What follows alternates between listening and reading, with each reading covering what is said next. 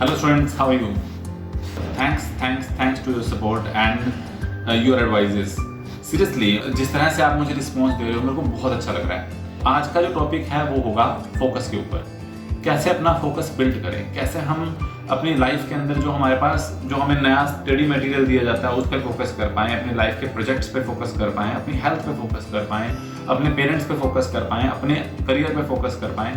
Focus is so much essential. हमें हर person बोलता है कि डू फोकस, क्योंकि हमें कोई सिखाता नहीं है कि फोकस कैसे करें। तो चलिए स्टार्ट करते हैं with the very first point, start small. जब भी हम कुछ काम करने के लिए स्टार्ट करते हैं तो हम हमेशा स्टार्ट करते हैं बड़ी चीज़ों से। हमें ये बोला जाता है कि यार ये तो आज में ख़त्म कर दो। अरे ऐसा नहीं होता। जब भी आप किसी चीज़ पे फोकस करना चाह रहे हैं और फोकस नहीं कर पा रहे तो trust me, start with a small thing. आप जैसे एक्सरसाइज करना चाह रहे हैं तो पहले दिन ही जिम की मेंबरशिप मत दे आइए जाके, या पहले दिन जाके आप डंबल उठाना शुरू कर देंगे। अरे वो तो आप आउट ऑफ एक्साइटमेंट चले गए हो, लेकिन होगा क्या, इसे आप कंटिन्यू नहीं कर पाओगे। कुछ दिन जाने के बाद आप उसमें बोर हो जाओगे। तो हमेशा स्टार्ट करना है तो छोटे से स्टार्ट करो। आप सबसे पहले सुबह उठें, टाइम से उठें और एक हल्की सी वॉक करके आएँ, बस 10 मिनट की 10 सेकंड, ठीक है। तो और अगर आपको बुक पढ़ना शुरू करना है, मोटिवेशनल बुक्स पढ़ना शुरू करना है, तो उस केस में भी आप ये नहीं है कि आप एकदम रश कर जाएं, आप जाते ही पहले दिन ही जाके 10 पेजेस उसके पढ़ दिए। अरे आप अगले दिन बुक भी नहीं उठाओगे। तो क्या करें, आप हमेशा पहले पेज, एक पैसेज, एक लाइन से भी आप स्टार्ट कर सकते हैं, but always start with small. Small का मतलब स्मॉल तो वैरी करता है हर एक के लिए। किसी के लिए स्मॉल तो बहुत छोटा हो गया, किसी के लिए क्या पता है दो पेजेस स्मॉल होगा। तो भाई स्मॉल आपका इंटरेस्ट है। आप जितने टाइम तक के लिए इंटरेस्टिंगली फोकस को मेंटेन रख पाएं उसे आप स्मॉल बोलेंगे।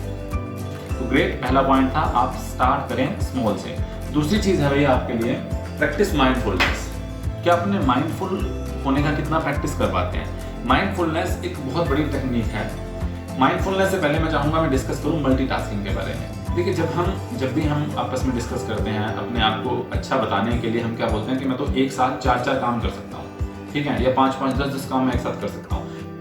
इस तरह के प्रोसेस को, जिसमें आप एक टाइम में बहुत सारे काम एक साथ करते हैं, इसे मल्टीटास्किंग बोलते हैं। मल्टीटास्किंग करना मतलब हम ये सोचते हैं कि हमारा ब्रेन एक टाइम में 10 काम कर सकता है। गलत। ब्रेन प्रोसेसर की तरह है, किसी कंप्यूटर की प्रोसेसर की तरह है, वो सिर्फ एक टाइम में एक ही काम कर पाता है। तो हम 10 काम एक साथ कैसे कर पाते हैं? ब्रेन क्या करता है, बहुत जल्दी 2-4 कामों के अंदर इतनी जल्दी शिफ्ट करता है कि आप पहले एक काम कर रहे हो, दूसरा कर रहे हो, तीसरा कर रहे हो, तो ब्रेन बहुत जल्दी शिफ्ट करता है और हर एक काम को बराबर टाइम देने की कोशिश करता है। लेकिन एक चीज इसमें छूट गई, आपका फोकस। ब्रेन एक काम पे फोकस कर ही नहीं पाता जब आप मल्टीटास्किंग करते हैं। और मल्टीटास्किंग इज अ मिथ। आपकी एफिशिएंसी को 1/3 पे ले आएगा ये। अगर आप एक टाइम में एक काम को करें तो वो बहुत ज़्यादा एफिशिएंसी और क्वालिटी आप प्रोवाइड करेगा। अगर आप मल्टीटास्किंग कर रहे हो तो आपका ब्रेन उसकी एफिशिएंसी को कम कर देगा, काम की क्वालिटी भी अफेक्ट होगी और आपको नुकसान होगा और आपका काम डिले भी होगा। So what I want from today onwards, आप मल्टीटास्किंग बचें। अब आते हैं नेक्स्ट माइंडफुलनेस पे। माइंडफुलनेस क्या होती है कि जब हम पढ़ने बैठते हैं या जब हम किसी प्रोजेक्ट को स्टार्ट करने बैठते हैं तो हमारा ब्रेन ना एक साथ 4 बातों के बारे में सोच रहा होता है। कभी नोटिस करना, कई बार हम तो पहली ही लाइन पढ़ते रहते हैं, 4 बार पढ़ते हैं, लेकिन हम उसको समझ ही नहीं पाते क्योंकि हमारा ब्रेन उस टाइम एक जगह फोकस ही नहीं कर रहा। उसका सबसे बड़ा रीजन है क्योंकि हम पूरा दिन प्रैक्टिस किसकी करते हैं, मल्टीटास्किंग की। एक साथ 4 काम करना, 5 काम करना, इससे क्या होता है, हमारा ब्रेन जब पढ़ते हैं ना उस टाइम उसको 4-5 काम चाहिए। कई बार देखा होगा आपने, कई बच्चे म्यूजिक लगा के पढ़ते हैं, कई बच्चे टीवी के सामने बैठ के पढ़ रहे हैं, क्योंकि ब्रेन प्रैक्टिस ही आपने इस चीज की करवाई है। जिस चीज की प्रैक्टिस करवाओगे आप अपने ब्रेन को, ब्रेन उसी लेवल में इंक्रीज होगा। So go for single task, not multitask, and present में रहना सीखो। आपको अपनी लाइफ से चाहिए क्या? पढ़ाई। उससे पहले जो आपने सोचना है सोच लो। अगर आपका गेम खेलने का मन है तो पहले गेम खेल लो, लेकिन जब आप पढ़ने बैठो ना तो आप 100% फोकस करो पढ़ाई पे। होता क्या है, जब हम गेम खेल रहे होते हैं तब हम पढ़ने के बारे में सोच रहे होते हैं, जब हम पढ़ रहे होते हैं तब हम गेम खेलने के बारे में सोच रहे होते हैं। तो just focus on one thing, और इसे बोलते हैं हम माइंडफुल होना। एक काम पे फोकस करें और माइंडफुल। पॉइंट नंबर 3 है हमारा विल पावर, कि हम अपनी विल पावर को कितना बढ़ा सकते हैं। देखो, जो विल पावर का मतलब इच्छा शक्ति, कि हम किसी काम को कितना डिटर्मिनेशन के साथ, कितना फोकस के साथ उस पर हम ध्यान दे पाए। देखो, इच्छा शक्ति हमें 2 चीज़ों के लिए चाहिए। कोई काम को करने के लिए जो हमें चाहिए, और कोई ऐसा काम जो हम कर रहे हैं उसको रोकने के लिए हमें इच्छा शक्ति की जरूरत होती है। जैसे अभी मेरे पिछले एग्जाम्पल माइंडफुलनेस में एक और एग्जाम्पल मैं ऐड करना चाहूँगा कि जब हम टिकटॉक चला रहे होते हैं तो होता क्या, हम 5 मिनट के लिए स्टार्ट करते हैं, या हम अगर फेसबुक चलाते हैं तो 5 मिनट के लिए स्टार्ट करते हैं, लेकिन कब वो 5 मिनट 2 घंटे हो जाते हैं पता नहीं चलता, क्योंकि उसमें 2 चीज़ों की कमी है। तो माइंडफुलनेस की, कि हम जो काम कर रहे हैं वो कितनी देर के लिए करना है, क्यों करना है, ये हमें पता नहीं है। हम फोकस नहीं है, माइंडफुल नहीं है प्रेजेंट के लिए। हम तो बस वैसे कर लेते हैं, सभी ने किया इसलिए हमने इंस्टॉल कर ली और सभी देख रहे हैं इसलिए हम भी देख रहे हैं। ऐसे ही फेसबुक है। लेकिन अगर हम बात करें सेकंड पॉइंट की कि हम क्यों ये ऑब्जेक्ट करते हैं, क्योंकि हमारी विल पावर मजबूत नहीं है। हमारा ब्रेन हमें बोल रहा होता है कि यार तू पढ़ ले भाई, लेकिन हम क्या बोलते हैं कि नहीं यार 5 मिनट रुक जाओ, 5 मिनट रुक जाओ, उसके बाद पढ़ना शुरू करेंगे। ठीक है, क्योंकि हम स्ट्रांगली विल पावर्ड नहीं है। विल पावर बहुत बहुत इंपॉर्टेंट टॉपिक है, हम आने वाले लेक्चर्स में इनको डिस्कस करेंगे। विल पावर, अभी के लिए मैं इतना बता दूं कि विल पावर की आपको प्रैक्टिस करनी कैसे है। विल पावर के लिए आप क्या करें, एक पर्टिकुलर एरिया, रूम डिसाइड कर ले जहां आपको डिस्टर्बेंस ना हो। एक दिन का टाइम डिसाइड कर ले जहां पर आराम से उस रूम में बैठ सकें। बैठ के अपनी आंखें ओपन करके किसी एक चीज पे 100% फोकस करें। ठीक है, और अपने ध्यान को इधर उधर भटकने ना दें। देखना कोई भी ऑब्जेक्ट वो हो सकता है, जैसे वो स्विच हो सकता है, कोई पेन हो सकता है, पानी की बोतल हो सकती है, एनीथिंग। किसी एक चीज पे आप फोकस करें और अपने उस फोकस को डेविएट ना होने दें। थोड़ी देर में देखना 4 या 5 दिन तक आपकी ये प्रैक्टिस इजी होना शुरू हो जाएगी। शुरुआत में बहुत दिक्कत आएगी, आपका माइंड इधर उधर भाग गया। और हाँ, जो आप इस ड्यूरेशन के अंदर एक्सपीरियंस करें उसे जरूर लिखें। तो आप लिखते हैं वो चीज़ें तो आपको समझ में आता है, आप अपने आप से बात कर रहे होते हैं।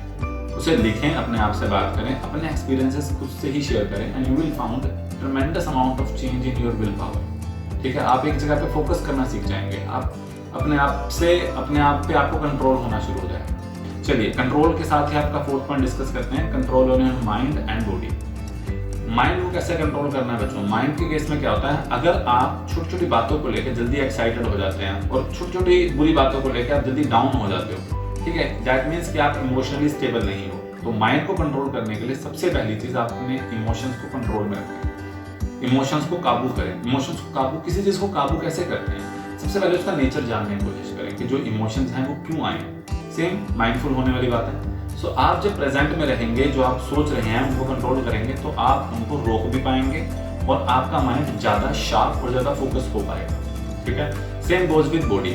जब आप सुबह उठते हैं टाइम से, एक्सरसाइज करते हैं, अच्छा खाना खाते हैं, लॉन्ग ब्रीदिंग की प्रैक्टिस करते हैं, मेडिटेशन की प्रैक्टिस करते हैं, तो आपकी बॉडी बहुत अच्छे लेवल पे आपको रिस्पॉन्स देगी। लैक ऑफ एनर्जी नहीं होगा, अमाउंट ऑफ एनर्जी इंक्रीज होगा और आप ये पाएंगे कि आप बहुत ज़्यादा स्ट्रॉन्ग हो गए मेंटली एंड फिजिकली, और आप लॉन्गर ड्यूरेशन के लिए सीटिंग कैपेसिटी को इंक्रीज कर सकते हैं। तो पॉइंट नंबर 4 था control your mind and body.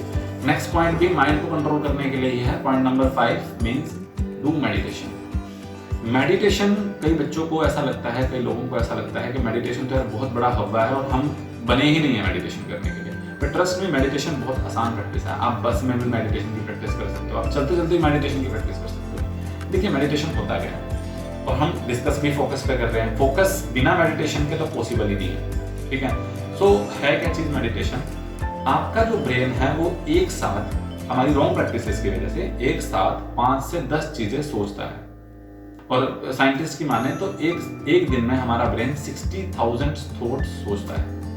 तो जब हमारा ब्रेन इतना ज्यादा काम कर रहा होता है, इतना वर्सेटाइल थिंकिंग वो रखता है, हम उसको रोक नहीं पाते। हम रोक सकते भी नहीं है अपने ब्रेन को, लेकिन हाँ उसको एक पॉइंट पे फोकस करवा सकते हैं कि हो सके तो वो 60,000 थॉट्स एक ही बात के बारे में सोचे। इसे माइंडफुल करना, माइंडफुल होना कहते हैं। इसे मेडिटेशन की प्रैक्टिस करना कहते हैं।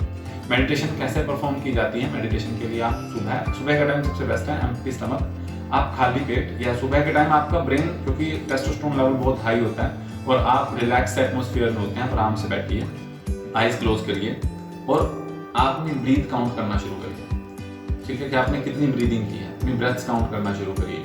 ठीक है, 1 to 10, जब 10 हो जाए फिर से 1 से शुरू करिए और धीरे धीरे आप पाएंगे कि आपका जो ये लेवल है धीरे धीरे इंक्रीज होना शुरू हो जाएगा। आपको सिर्फ कुछ सोचना नहीं है, आपको अपने ब्रेन को खाली रखना है। जितना टाइम आप एम्प्टी रख पाएंगे अपने ब्रेन को, उतना ही आपका ब्रेन पढ़ते टाइम आपको फोकस प्रोवाइड करवाएगा। सो आप जितने ज़्यादा मेडिटेशन की प्रैक्टिस करोगे उतना ही ज़्यादा आपको पढ़ते टाइम उसके रिजल्ट्स मिलेंगे। आप अपनी लाइफ में और जगह सोचते टाइम भी उसका रिजल्ट मिलेगा।